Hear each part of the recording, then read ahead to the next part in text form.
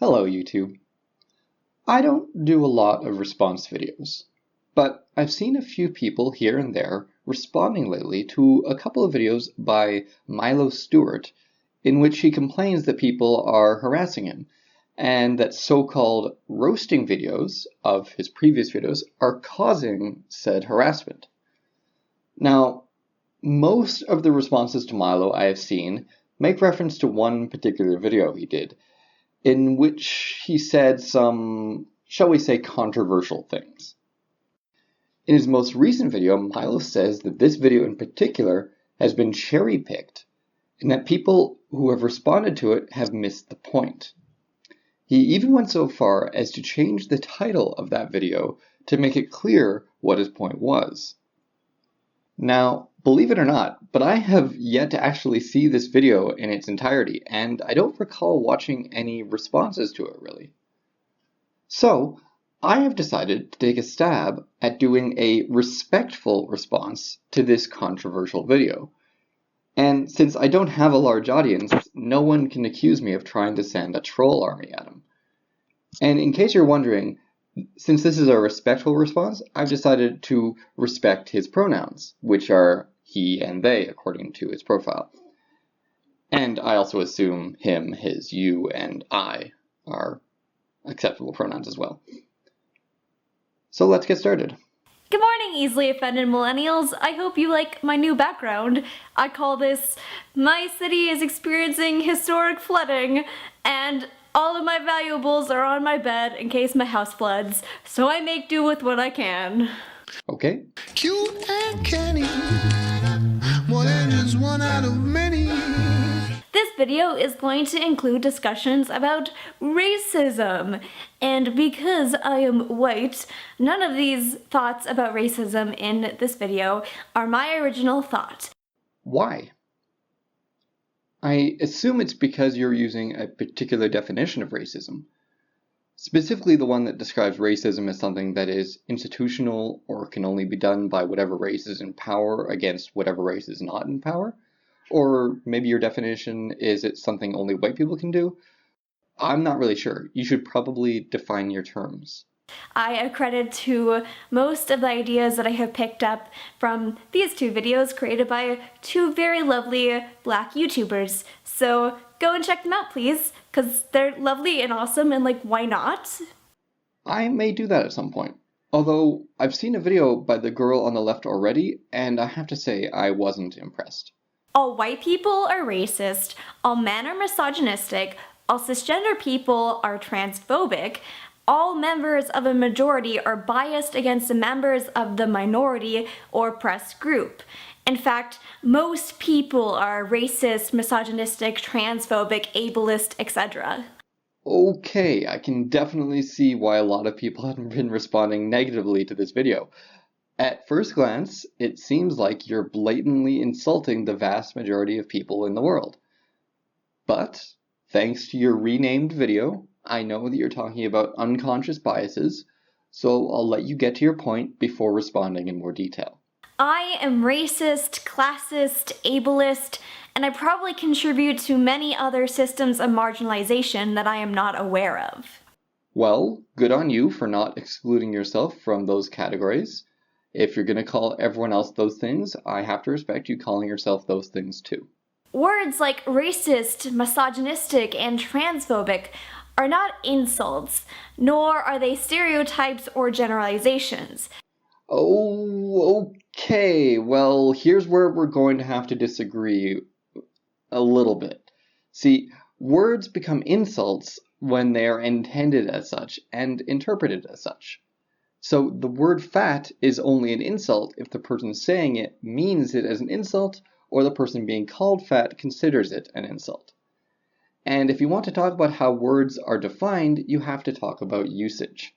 So words like racist and misogynist are insults because that's how they are most commonly used. People usually intend them as insults and they are usually interpreted as insults. You unfortunately don't get to decide on the definition of words. What you could say is that you don't mean them as insults. And then you could go on to explain what you do mean by those words and how they're not insulting. Until you do so, though, you can't really blame people for being insulted when you use those words to describe them. As for whether they're stereotypes or generalizations, you're right. Stereotypes are preconceived notions about a group of people, often based on experience, common knowledge, or folk knowledge, and they exist to help us navigate a complex world. They are sometimes helpful and they are sometimes harmful.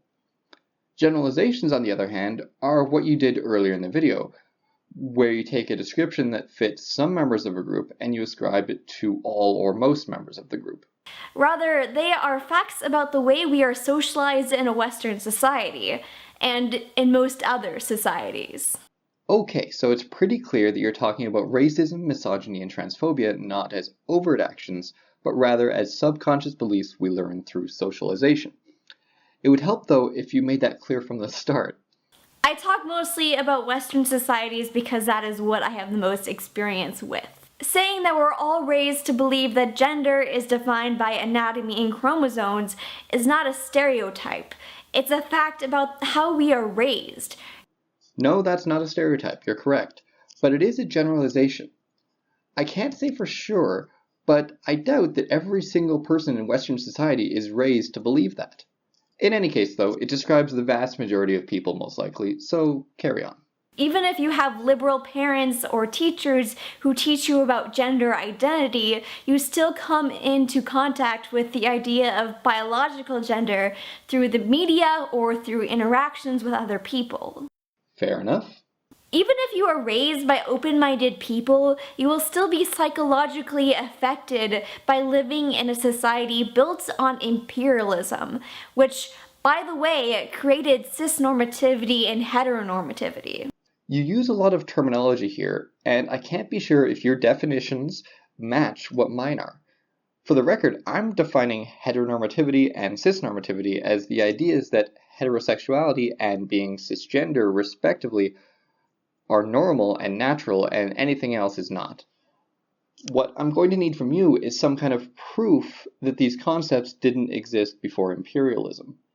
I mean, yes, there's lots of evidence that plenty of ancient cultures considered homosexuality to be perfectly normal, but do you have any proof that there weren't ancient cultures where homosexuality was seen as abnormal? You'd have to show the same proof of cisnormativity as well. I'm willing to grant for the sake of discussion, though, that imperialism popularized heteronormativity. I'm not so sure about cisnormativity. I haven't read many history books in which ancient leaders routinely changed genders. That may simply be my ignorance, though. So, carry on. A 2012 study, which I will link below, observed how white people empathize with black people less than we do with other white people, because our minds register their pain as being less severe than it actually is. So, I looked at that study. Here's the abstract. The present work provides evidence that people assume a priori that blacks feel less pain than do whites. It also demonstrates that this bias is rooted in perceptions of status and the privilege or hardship status confers, not race per se. Archival data from the National Football League injury reports reveal that, relative to injured white players, injured black players are deemed more likely to play in a subsequent game, possibly because people assume that they feel less pain. Experiments 1 through 4 show that white and black Americans, including registered nurses and nursing students, assume that black people feel less pain than do white people. Finally, experiments 5 and 6 provide evidence that this bias is rooted in perceptions of status, not race per se. Taken together, these data have important implications for understanding race-related biases and healthcare disparities. So, the archival data showed only that it was possible that people assume black people feel less pain. It could also, of course, be that people's experiences showed them that black people recovered more easily from injury than white people on average. This is not necessarily a negative stereotype. And experiments 1 through 4 contain sample sizes of 240, 35, 43, and 60 participants. I'm not sure how much you know about social science or statistics, Milo, but those numbers are not big enough to generalize about the entire population, and especially not big enough to generalize about all white people. And then experiments 5 and 6 undermine your entire argument, because it turns out that these biases are based more on status than race. So it's not that white people have a bias that black people experience less pain, it's that people have a bias that poor people experience less pain. Also, thinking that someone is experiencing less pain is not the same as having a lack of empathy. You can have all the empathy in the world, but if the person in pain isn't expressing it in the way you're used to seeing, you might not recognize that they're feeling pain. We're raised to believe that black people are lesser and that they're more likely to be dangerous to us, even though history has proved the opposite to be true. Well, let's look at that claim. I think what you're doing here is a gross simplification of reality. Society doesn't say any one thing about all black people, or about all white people for that matter. Yes, some messages within society tell us that black people are dangerous, and if you look at crime stats, you can get that impression as well.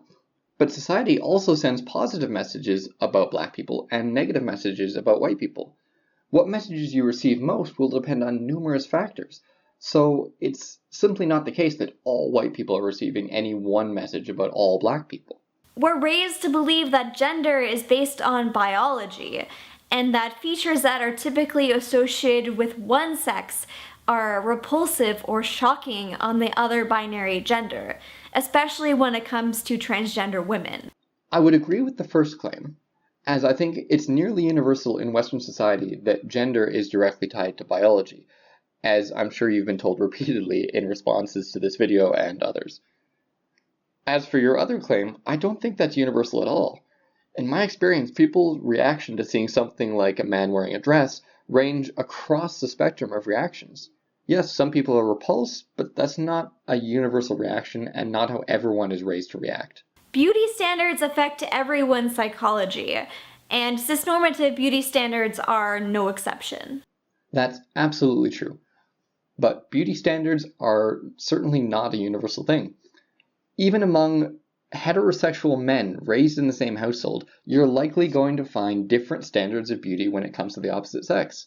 If you followed me this far, and you agree that all people are psychologically affected by marginalization, But you haven't proven that. You haven't actually made any claims related to marginalization. That's a new term you're throwing in here. I'll agree that everyone has biases, but you certainly haven't done anything to prove that those biases are homogeneous across racial lines or gender lines or sexuality lines. And since my experience tells me that biases do not work like that, you'll have to show me some strong evidence to convince me of the contrary point. And you haven't done so yet. but you disagree with calling these biases racism or transphobia or misogyny, then there's really no point in arguing further. Fair enough. If your points haven't been convincing enough to change my position, and you're unwilling to change your position, then there really is no point in discussing this any further, right? Once the discussion boils down to disagreement over the definition of a word, it's probably not going to be very productive. However, I will make an argument for why I believe we should view racism, transphobia, and misogyny from a wider lens, and you can feel free to respectfully disagree with me. Oh, I thought you were done. Well, let's see if you can convince me. I'm open to being convinced, and I wholly agree that it's pointless to continue a debate if you can't even agree on the basic definitions of what you're talking about. That's why I find it so troubling that you haven't actually defined your terms in this video. I think that when people hear words like racism, transphobia, and misogyny, they think of blatant, unapologetic hate, like violently attacking someone because of their identity. Certainly, people who commit violent hate crimes are very, very bad people. However, I believe to properly dismantle systems of oppression, we must acknowledge that being racist or transphobic or misogynistic or ableist or whatever does not make you a bad person. That was much more clear. I'd like to see where you're going with this, though, before I respond more fully. By being afraid to call ourselves racist, we are failing to acknowledge how our biases contribute to systematic racism. Okay, I see what you're saying. People might have unconscious biases about, say, black people, and unless they acknowledge and try to change those biases, nothing is likely to change. My issue is If you care about this issue and you genuinely want people to change, why do you need to call this bias racism? Racism, misogyny, and transphobia are very powerful words, and most people consider them serious insults. As a result, there's a strong desire in most people to not self-identify as those labels. Even if you convince them that they're just admitting to having an unconscious bias, a person calling themselves racist is likely going to have a hard time not thinking that they're admitting to openly hating another race. Plus, even if they buy into your ideas completely, someone unfamiliar with your ideas is going to see this person calling themselves racist and react as if they're admitting to hating all black people. This could have serious real-world effects and could cause this person to lose their job, their friends, and even to be the target of violence. All because of a word. If you chose a less emotionally charged word for this bias, then I think it would be better for everyone. Microaggressions are mocked as not really being a big deal, so we fail to acknowledge when they do legitimate harm. To be honest, I'm not exactly an expert on so-called microaggressions, but from what I've seen, they usually seem what most people would call minor annoyances or complete non-issues. But again, I fully admit my ignorance on the topic of microaggressions. Yes, there have been a lot of police officers who have been outed as members of the KKK. But not every police officer who has harmed an unarmed Black or Latinx person has been a member of the KKK. What does that have to do with microaggressions? Is being a member of the KKK a microaggression? I'm very confused. And what do you mean by a lot? Do you have a source for this fact that a lot of police officers have been outed as KKK members? Subconscious biases are the reason why we're more likely to see a Black person holding a cell phone or toy gun and think we see a dangerous armed person. Ah, I see what you mean. But again, you're oversimplifying here. Is a cop going to see a Black person in the financial district of a city holding a cell phone, and because of their subconscious bias assume that they're holding a gun? No, not likely. And the reason is that race is not the only factor involved here, and it may not even be the most important factor if it's a factor in the first place. It will of course depend on the officers involved and the circumstances surrounding the event. And they're also to blame for the fact that many victims of police brutality were never given the medical treatments that could have saved their lives. Do you have a citation for this? Because that again is a pretty big claim you're making, and there are no sources in your description that support this claim. Unless you're trying to refer to the study I already talked about earlier, which is definitely not a good source for this claim. Microaggressions are also to blame for the fact that transgender women are stereotyped as being sex workers, which hurts people like Megan Taylor, who was jailed for 8 days after the hotel she was staying at wrongfully reported her. Okay, so you now seem to be using the terms microaggressions and subconscious bias interchangeably. You really need to define your terms. Even a basic one-sentence definition would help. But this claim does have a source. It's a newspaper article from the Des Moines Register that discusses one particular case of possible trans discrimination, and its claim about this being a pervasive issue among Black trans people links to a study of 381 Black or mixed-race trans people that doesn't actually include the figure cited in the article. It's very strange. Although I don't doubt that trans people may face struggles in society, especially when encountering people who have little or no experience with trans people, when you're making sweeping claims, you need to have stronger evidence than that. If we refuse to classify people who hold biases and stereotypes as racists or transphobes, then we're not acknowledging how damaging less blatant racism and transphobia can be. Can be. Yes, unconscious biases can be harmful. They can also be completely harmless. It doesn't help anyone to place an extremely emotionally charged negative label on something that is only sometimes harmful. In fact, we already have a word for views like you're describing: stereotyping. The people you're accusing of transphobia likely just have some negative or factually incorrect stereotypes about trans people. If you call them transphobic, they'll likely deny it and become defensive because they assume you're accusing them of openly hating trans people. If you say they have some incorrect stereotypes or biases, they'll be more likely to listen and might actually learn something that removes or at least alters that stereotype or bias that they have. And we're not forcing people to become aware of their own microaggressions. You can't force people to be aware, Milo. What you're proposing isn't going to force people to become aware. If anything, you're forcing them to become defensive. And if you need proof, look at the videos people have made in response to you. Those are the reactions people will have if you are saying they're transphobic just because they might have an unconscious bias or some incorrect stereotypes of trans people. Do you see the issue with your strategy here? The whole point of acknowledging that we're racist, transphobic, misogynistic, etc. is so that we can better recognize our biases and work to overcome them. This is a worthy goal, which is why I hope you'll take on my criticisms of your methods and change them accordingly. Overcoming unconscious bias is indeed something everyone should be aware of and be actively working on. We do all indeed have unconscious biases. The biases we have, though, are not homogeneous and not based on something as simplistic as our race or biological sex. And trust me, the best way to get someone to acknowledge and change their biases is not usually going to be starting out by accusing them of being something they find deeply insulting.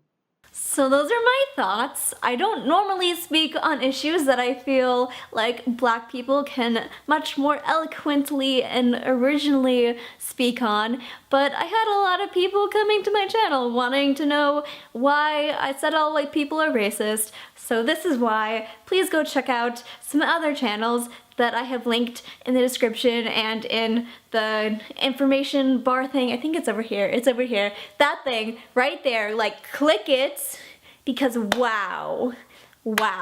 Go check out some other people who can say this better than I can. Cool. Thanks. Bye, people. Bye, Milo.